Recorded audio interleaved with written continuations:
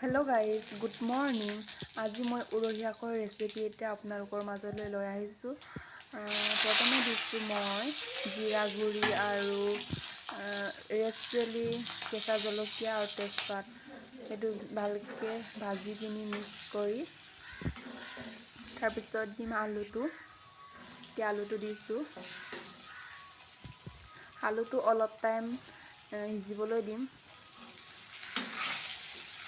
এনেকৈ লৰাই অলপ সিজিবলৈ দিম। এতিয়া হালধি দিছোঁ। এতিয়া অলপ সিজিব ধৰিছে আৰু এতিয়া নিমখ অলপ দিছোঁ।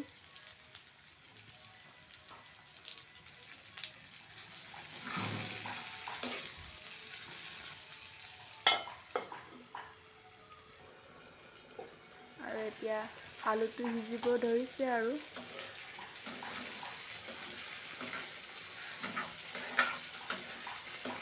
তেল নিজে নিজে ওলাই গৈছে।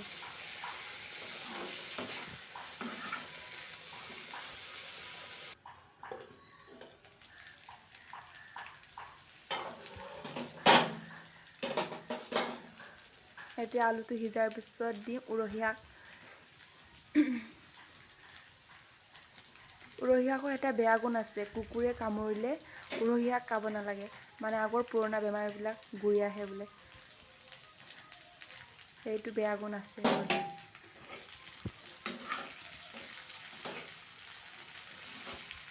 এনেকৈ লৰাই মিক্স কৰিম আৰু অলপ টাইম ঢাকোন লগাই সিজিব দিম। উৰহি শাকৰ ভাজি আৰু আলুৰ লগত খুবেই টেষ্টি হয় এই ৰেচিপিটো। যদিহে মোৰ ভিডিঅ'টো চাই ভাল পায়, please guys like, comment, share and subscribe কৰি দিব।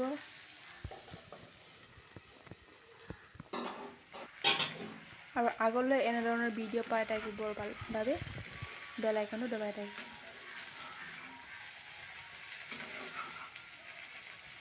এতিয়া উৰহি শাকটো সিজিছে আৰু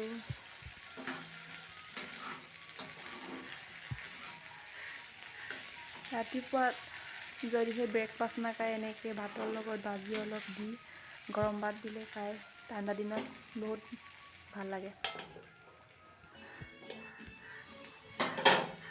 এতিয়া মোৰ চব্জি ৰেডি হৈছে।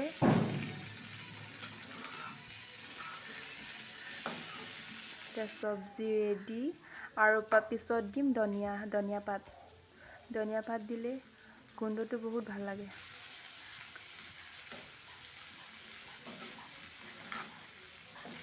এনেকৈ দি মিক্স কৰিম, তাৰপিছত নমাই দিম।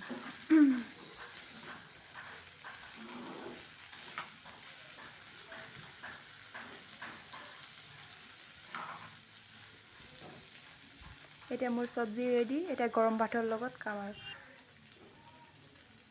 আজিলৈ ইমানেই গাইজ, বাই বাই।